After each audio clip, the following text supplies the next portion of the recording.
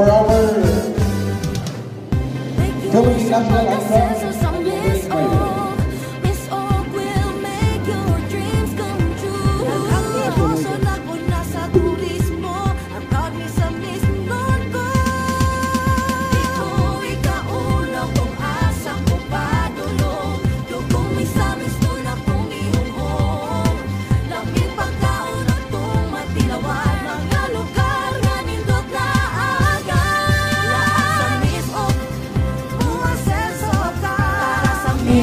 Ang Assistant Regional Director sa DSWD for Operation, Sir Ronald Ryan R. Witt. Kauban niya si Ma'am Rochelle M. Galia, the Information Officer, atong pagpagan. Of course, kauban atong karon dinhi ang Chairman sa Committee on Public Utility and Transportation, Konsehal Archie Romero sa Siyudad sa Ozamis. Konsehal Rojas sa Siyudad sa Tanggo.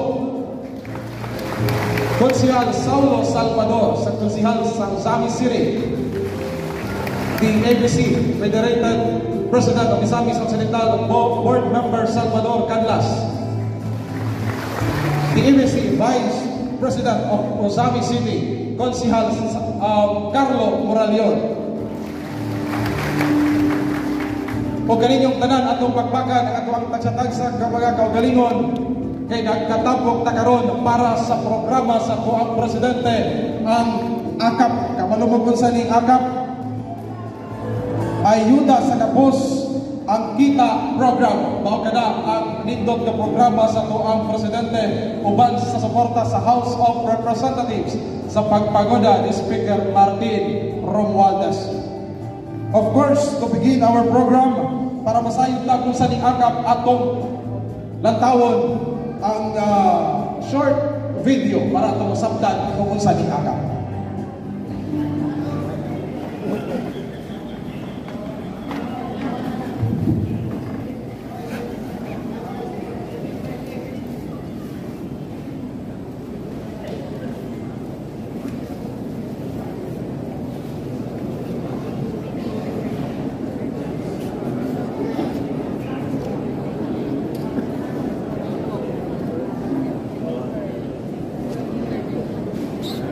Dahil na lang ang ibaang pandemya na mas lalong humako sa ating bansa. Ito ang pumipukal sa ating pamahalaan na bumuo ng programa na tututok sa pagtulong sa ating mga kababayang maghihirap. Sa pamumuno ng tanggapan ng Pangulo, kasama si House Speaker Martin Romualdez at ang DSWD, nabuo ang ayuda para sa Kapos ang Kita Program o AKAP. Sa ilalim ng DSWD DSWD budget sa General Appropriations Act of 2024, napondohan ng AKAP na siyang susuporta sa bawat individual na nasa ilalim ng kategoryang minimum wage earners at low-income earners. Karaniwang kabilang sa klasifikasyon ng minimum wage earners at low-income earners ang ating mga kababayang laborers, magsasaka at mangingisda, at mga ordinaryong manggagawa na kung ating susuriin ay mga pundasyon sa pagpapalakas ng ating ekonomiya at mga regular na nagbabayad ng buwis. Kaya naman, ang AKAP rin ay magsisilbing proteksyon sa kanila na hindi sapat ang kinikita bilang pandustos sa araw-araw na gastusin upang mapanatili ang suporta sa pamilya lalo na sa kinakaharap na inflation o pagtaas ng presyo ng mga bilihin. Matagal na namin gusto yan sa departamento. And if I am invited in any of the chambers, whether Congress or the Senate, I will gladly explain the rationale why we like a program for the near poor. Gusto namin ipaliwanag kung bakit mahalaga magkaroon ng ganitong klaseng ayuda para sa ating mga minimum wage earners, sa mga sales lady, sa mga kahero sa mall, sa mga janitors, sa mga security guard. Sila yung nagbabayad ng buwis pero kadalasan nga lahat ng programa namin sa aming departamento ay nakatuon sa mas mahihirap pa. Pero sila yung tumutulong sa ating ekonomiya pero sa oras ng kanilang pangangailangan, saan sila kakapit? Ang gobyerno kailangan responsive and palagay ko panahon na para mabigyan sila ng atensyon. Naulitin ko ulit, welcome na welcome sa DSWD yung paglagay ng AKAP sa aming budget. Sisiguraduhin namin na huhubog kami ng isang guideline na faithful o makatutok na paninindigan niya yung special provision na para nilagay ng Kongreso. Ang formal discussions ko are with the Undersecretary Mapa. He did a full-blown briefing on near poor for us on how they should be deciled from the lowest to the highest. Kasi marami, di ba? And would you know also, Melvin, that officially, there is no definition of near poor. Kaya nga ang nilagay doon sa Congress is minimum wage. Kasi di ba, if you're, let's say your minimum wage, you know, I had a lengthy discussion on this, let's say it runs around at 12,000 something. Diba, lagyan natin around of 12,500. What about 12,501? Diba, trying to box that concept is quite difficult. That's why it's taking us time to define minimum wage. Ano naman, hindi naman nila nilagay near poor, nilagay nila minimum wage, low income individuals. Ang AKAP ay hindi lamang simpleng financial assistance para sa ating mga mahihirap na kababayan. Ito rin ay ayudang susuporta sa kanila hanggang makatindig sa sariling mga paa.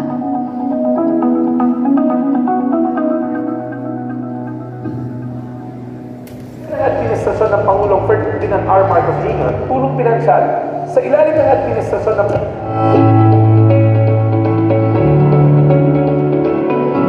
mga minamahal kong kababayan, nagagalak akong ipahayag ang paglulunsad ng ayuda para sa Kapos ang Kita Program o AKAP bilang tugon sa pangangailangan ng ating mga kababayan na nangangailangan ng tulong pinansyal sa ilalim ng administrasyon ng Pangulong Ferdinand R. Marcos Jr.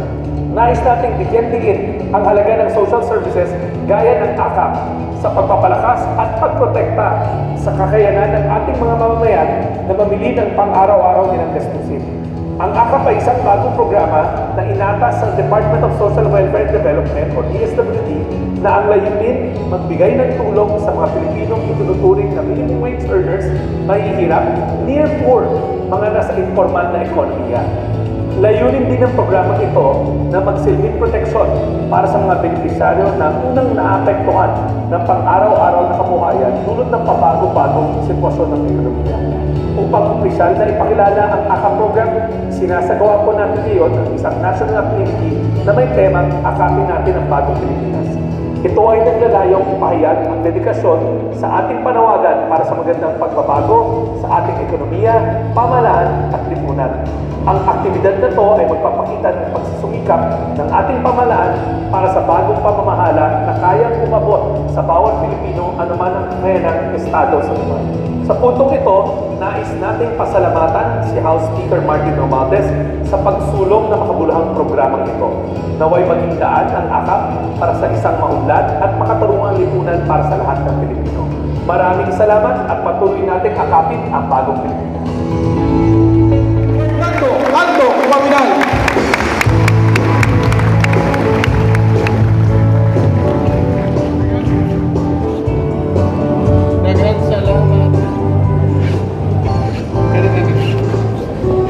Daghang salamat sa daghang salamat sa ato ang SK President sa lungsod Dakbayan sa Osamis, si Councilor Janfel Duhay Lungsod atong Pakpakan. Mga kaigsuunan namo nga mga miyembro sa TODA sa Segundo Distrito, maayong hapon kaninyong tanan. Nabusog ka mo? Kinsa may naalang-alang? Nabusog na tanan? O atong pagpakan o pasalamatan si Mayor Indy Waminan kay ang McDonald's nga inyong gikaon kaganina courtesy of Mayor Indy Waminan. Pag-ingon ni Mayor Indy nga kung sorry di ko maka-attend kay na ako'y importante nga lakaw. Ako siyang hinan okay lang pero sagot nimo dapat ang paniudto. Ug sa walay pagduha-duha, automatic ni-approve si Mayor. Akong pagtahod sa atuang very hard-working nga amahan sa atuang probinsya. Walay pagdabi-dabi atong Governor Henry Waminan. Regional Director for Operations sa DSWD nga mao'y lead agency sa pag-distribute sa maong ayuda karong karong hapuna, ARD Roland Quinn, sir. Ang ato ang mga mayores sa lain-lain lungsod o Dakbayan sa Distrito 2, Mayor Delio Luod sa Sinakaban, Mayor Samuel Maruhinog sa Tudela, Mayor Dodo Morayon sa Don Victoriano, Mayor Jojo Roa sa Clarin, Mayor Ben Ganama sa Tacloban City, Konsehal Rojas sa Tacloban City, Konsehal Archie Romero sa Osami City, Board Member Salvador Canlas, Konsehal Carlo Moralion sa Osami City, Konsehal Saulo Salvador of Osami City, and Kapitan Jun Ignacio sa Barangay Quinoma Norte, Osami City. Mga kaisunan, paspas na akong mensahe karon. Inyong nakita unsay atong buhaton karong adlaw. Actually, kini nga activity nationwide activity ni siya. Buot pasabot tibuok Pilipinas nag-launching karon sa AKAP. 334 kalain-laing mga lugar sa Pilipinas, lain-laing mga distrito nag-conduct of simultaneous launching sa pinakabag-o nga programa sa DSWD under the leadership sa ato ang Presidente Bongbong Marcos. O mao kini ang ayuda para sa kapos ang kita program or AKAP. Sa Bisaya pa, ayuda sa mga gagmay o kita program. O swerte kaayo ang TODA members sa Segundo Distrito kay pag-ingon ni House Speaker Martin Romualdez pagpatawag niya sa tanang congressman, niingon si House Speaker Martin Romualdez nga mga congressman, we will have the simultaneous launching this coming May 18. So giingnan me, you identify the marginalized sector nga mahulog kapos ang kita. And after the meeting, akong gitawagan dayon si Governor Henry o niingon si Governor Henry atong i-priority sa launching ang TODA members sa Segundo Distrito. Tungod ingon anak mo kapinangga sa inyong mga lideres. And this afternoon, all TODA members present here will receive the ayuda amount of 3,000 pesos gikan sa ato ang mga national leaders. Pwede ba nato ipakita sa video nga atong pasalamatan ng atong presidente nga si President Bongbong Marcos? Pwede ba tayo mosyagit daghang salamat President Bongbong Marcos?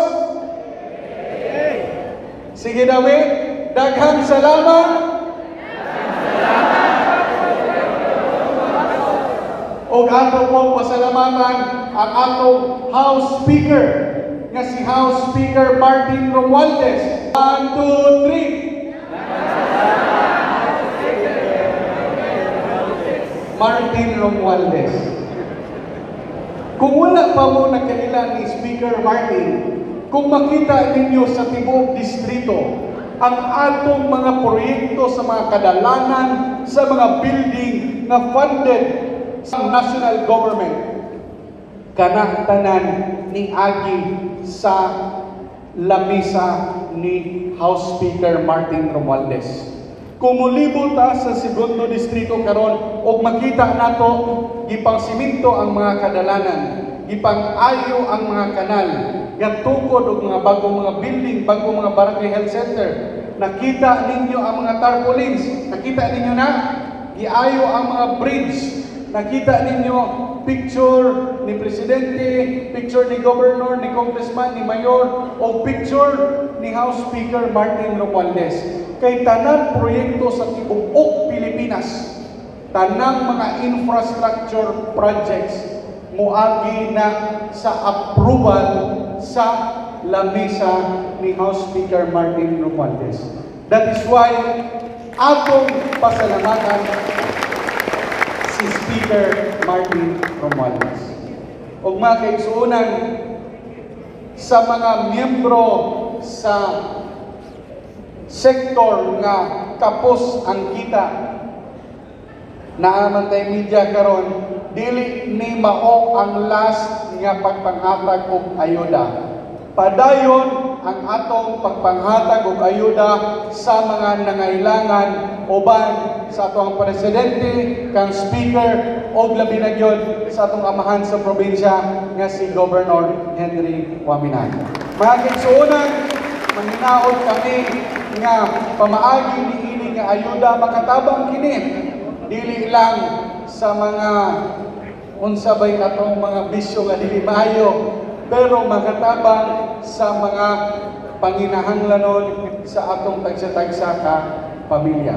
Daghang salamat ug maayong hapon kaninyong tanan.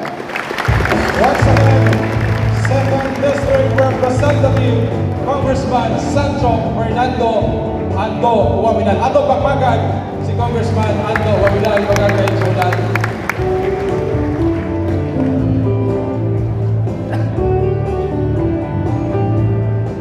Again, para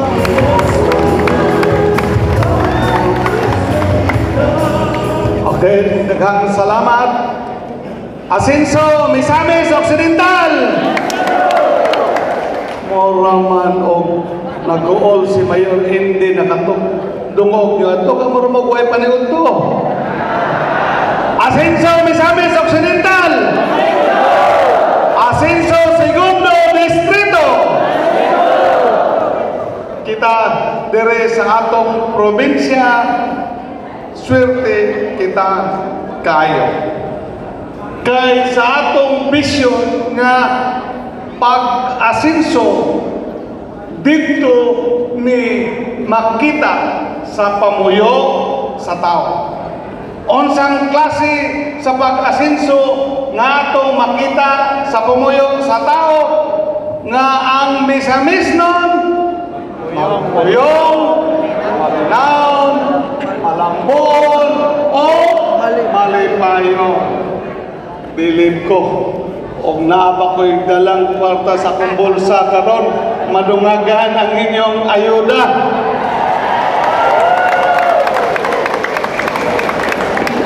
Para magpuyong malambuon gikinahanglan nga matagaan o ayuda ang mga katawhan nga ang kita medyo kulang pa. Mo manggali nga karon sa dili pa nato ipanghatag ang payout nining maong akap ako sang ipahibalo kaninyo nga sunod semana ang makadawat og ayuda mao na sad katong 3,200 nga scholars nato sa one family, one professional. Ang maong pondo, pasalamatan nato ang atong mga mayores, si Mayor Indy sa Dakbayan sa Osamis, si Mayor Samuel Paruhinog sa Todila, way pakpak dia abi kay sa inyong gusto patagaon pag yung McDonald's si Mayor Samuel nga human naman magpaniud to. Mayor Dodong Moralyon sa lungsod sa Don Victoriano, Mayor Jojo Roa sa lungsod sa Claren. Ikaw sip-sip ka, imong gibriefing ni sila nga kusog ko palakpan o tawag ni mong ngalan. Mayor Ben Kanama sa Dakbayan sa Taco. Kauban niya ang iyang konsehal Rojas. Mayor Dilio Lord sa Sinakaban. O ang atong chairman sa Committee on Public Works and Transportation, no? Diya dire si Konsehal Archie Romero. O human unya natog release, by the way, sa atong opop mi-increase na kay ang 600 anak pundo gikani Congressman Ando Guaminal. Human o release na to sunod semana sa mga estudyante ato na pong i-release ang ayuda sa mga farmers and fishers folks dire sa atong probinsya. Pida abi kay walay magbabaol dire, drive ra inyong motor, hinay mo mupakpak, ha? O human o release sa mga magbabaol ato na sang i-release ang pensyon sa senior citizens. Atong pakpakan ang akong higala nga sama nako nagkaupaw-upaw na sa og serbisyo ang atong Assistant Regional Director sa DSWD ERD Ronald Cui, ang representante ni Secretary Gatchalian. O karong adlawa kamo swerte kayo mataganta nato sa kriteria nga ayuda sa kapos unsa may buot pasabot kapos sa to pa kulang, diba? Kay ang inyong adlaw-adlaw nga kita usahay insakto rabya nagkulang kay nasayop sa mo og remittance. So kini gilantaw sa atong national government, no? Gilantaw sa atoang mga lideres og mao'y hinungdan na panday ang maong balaod nun nga tagaan og ayuda ang kapos, no? Og kita program akap ayuda sa kapos ang kita program. O una natong pakpakan ang naningkamot apil sa mipanday sa maong balaodnon ang atong congressman nga karon mao'y mi konsulta o miyon kinsay atong tagaag priority una paghatag kamong mga drivers sa motorcab o nagkalain-laing sakyanan. Pakpakan natin si Congressman Ando Waminal. Walay paglipod-lipod, nakaliwat sa kakugihan sa amahan. O sa iyan ang giingon, kining dili lang ayuda, mga prohekto, whether infrastructure sa health services. Nakapanghatag ta karon og free hospitalization kini usab tungod sa efforts sa atuang leader sa Kongreso. Kung unsa man ang mga balaodnon nga napanday kana tungod sa maayong panlantaw sa atuang Speaker of the House Martin Romualdez, pakpakan nato si Speaker Romualdez. Kay karong hapuna matagamtam nato ang usa ka programa nga makahatag og ayuda sa atong tagsa-tagsa kapamuyo ug labaw sa tanan ang nagmahal sa mga Pilipinhon ug kita mga misamisnon tungod sa atong gipakita niya nga pagmahal niadtong 2022 eleksyon. Dire sa atong probinsya ang nakuha ni Presidente Bongbong Marcos 88% bato sa iyahang closest nga rival, no? Ang closest nga kandidato.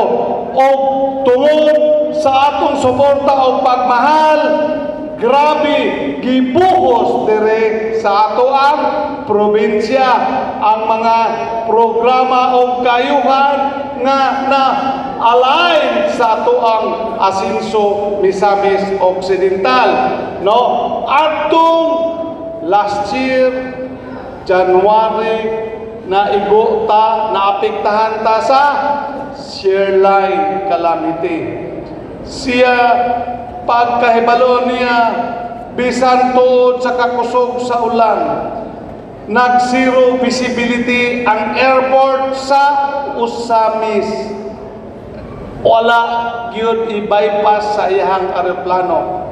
Katulo milibot-libot ang iyang aeroplano o sa ikatulo nakakita gamay og visibility milandi gyud sa atong airport sa Dakbayan sa Usamis para makikita nato magdala og ayuda ni atong Shareline calamity. O gawas pa niana nagpadala dayon upon his order si Secretary Gatchalian sa DSWD og ayuda kantidad nga 300 million pesos nga atong na-distribute sa tanan nga mga nabiktima sa maong Shareline. Gawas pa ato gikan sa duli nagpadala usab og pundo o labaw sa tanan ang atong mga karsada nga mga nadaot o wala pa mga simento kana karon natagaag pundo. Busa atong pasalamatan pagpakan nato si Presidente Bongbong Marcos. Mora og dito sa luyo wala nako makita ang ilahang pakpak, ang ilang gihuna-una nga magsugod na kuno og release kay alas 3 na. Busa sa katapusan mohangyo ko ninyong tanan, no, sa pagpagawas sa atong dakong pagpasalamat sa atong mga lideres, no. I request everybody to please stand up no? O atong isyakit ang pagpasalamat sa atuang national leaders. Una, salamat Speaker Romualdez. Okay? Salamat! Salamat Presidente Bongbong Marcos! Mabuhay si Presidente Bongbong Marcos! Mabuhay si Speaker Romualdez! Mabuhay inyong gobernador nga nagkaupaw-upaw na og serbisyo ninyo. Daghang salamat o atong ipadayon ang atong pagsuporta panaghiusa kay sa maong paagi atong makabot ang atong vision Asenso Segundo Distrito. Daghang salamat, maayong hapon kanatong tanan. Our provincial governor, Governor Attorney Henry Civilio Umaminal Sr.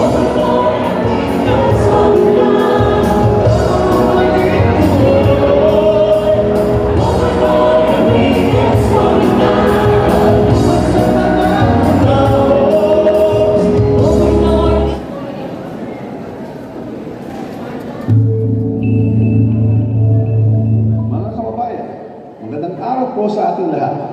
Karangalan ko ang ihatid sa inyo ngayong araw ang pinakabagong programa ng ating pamahalaan, ang Ayuda sa Kapos, ang Kita Program o AKT. Sa utos ng Pangulong Ferdinand R. Marcos Jr., binuo natin ang programa nito para tulungan ang ating mga kababayan na mahihirap na apektado sa pagtaas ng mga presyo o inflation.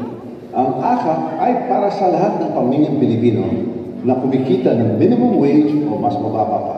Layunin ito na matulungan silang makaraos sa araw-araw, lalo na sa pagbili ng pagkain at sa iba pang mahalagang gastusin.